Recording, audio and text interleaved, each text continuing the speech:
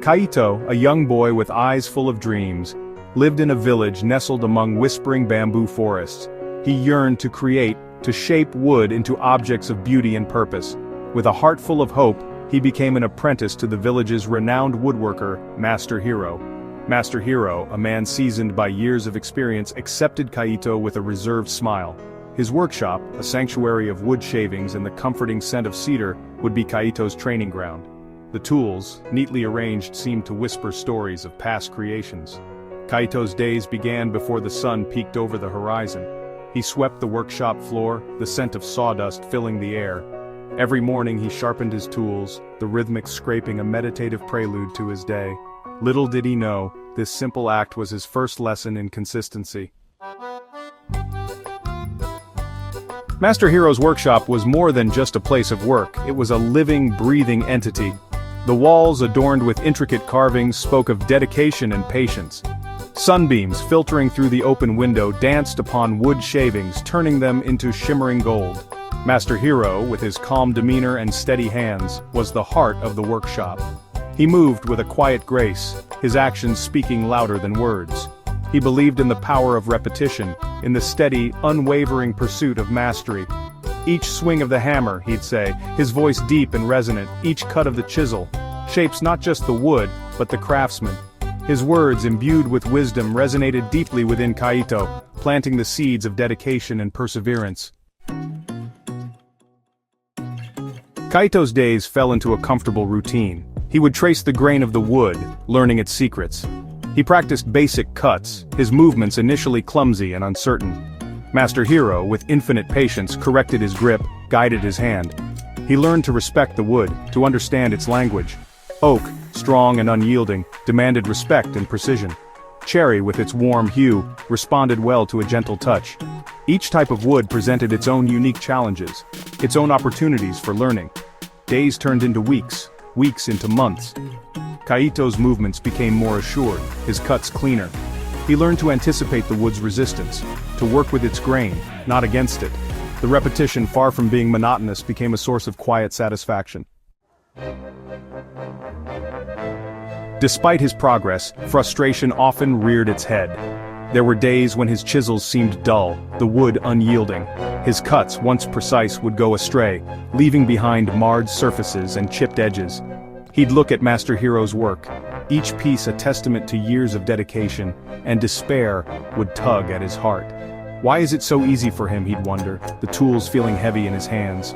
Master Hiro, sensing his apprentice's turmoil, would place a reassuring hand on his shoulder. The path to mastery, he'd say, his voice calm and steady, is paved with mistakes. It is through our failures that we learn the most valuable lessons. Section 5. A moment of doubt. One particularly disheartening day, Kaito contemplated giving up. He had been working on a simple wooden toy for a village child, but it seemed everything that could go wrong did. The wood split, the cuts were uneven, and the once bright paint looked dull and lifeless. He threw down his tools, the sound echoing through the silent workshop. Tears of frustration welled up in his eyes. "I'll never be as good as you," he cried out, his voice thick with despair. "I'm not cut out for this." Master Hiro, his face etched with concern, sat down beside his apprentice. He didn't speak, but his silence was more comforting than any words could have been. He gently picked up the discarded toy, his fingers tracing the imperfections with a tenderness that surprised Kaito. "Every master," Master Hiro finally said, his voice soft yet firm, "was once an apprentice who dared to begin. It is not perfection we should strive for, but progress." He handed Kaito a small, worn-out chisel. "This was my first tool," he said. "It is yours now." He then presented Kaito with a challenge, to carve a simple cherry blossom, a symbol of hope and new beginnings. "Take your time," he advised, his eyes twinkling with a mixture of empathy and expectation. "Remember what you have learned." Kaito, his spirit reignited, accepted the challenge. He spent days on that single blossom, each cut a testament to his dedication. He remembered Master Hiro's words, his teachings echoing in his ears. He embraced his mistakes, learning from each misstep, each imperfect curve.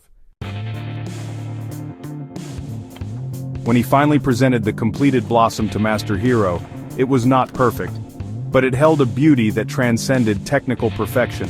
It was imbued with his struggle, his perseverance, his heart. Master Hero held the blossom in his hand, turning it this way and that, admiring the play of light on its delicate petals. A smile, rare and precious, spread across his face. "You have done well, Kaito," he said, pride resonating in his voice. "You have learned the true meaning of consistency." Word of Kaito's talent spread throughout the village and beyond.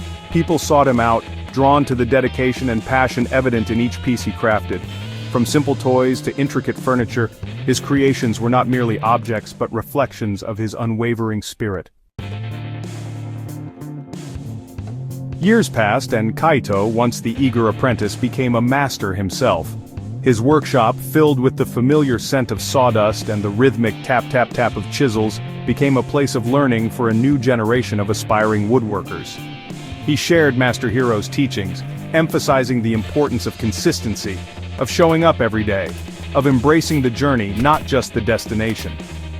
His story became a beacon of hope, proof that greatness, while not easily attained, was within everyone's reach. His legacy, however, extended far beyond the tangible creations of wood and chisel. He instilled in his apprentices the understanding that the pursuit of mastery was a lifelong journey, a journey paved with dedication, perseverance, and the quiet power of consistency.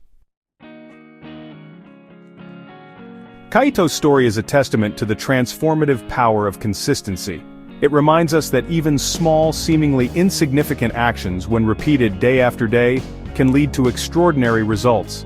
It is a gentle nudge to embrace the journey, to find joy in the process, and to never underestimate the power of showing up day after day, chisel in hand, ready to create. The journey to mastery is not a sprint, but a marathon. There will be days of frustration, moments of doubt, and the ever-present temptation to give up. But it is in those moments when we dig deep, summon our reserves of resilience, and choose to continue, that we truly grow. So let us be inspired by Kaito's journey, by his unwavering spirit and his quiet dedication to his craft.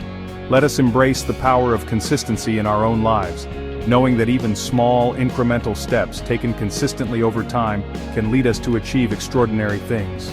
For it is in the consistent chipping away, the persistent pursuit of our goals, that we unlock our true potential and create a life of meaning, purpose, and lasting fulfillment.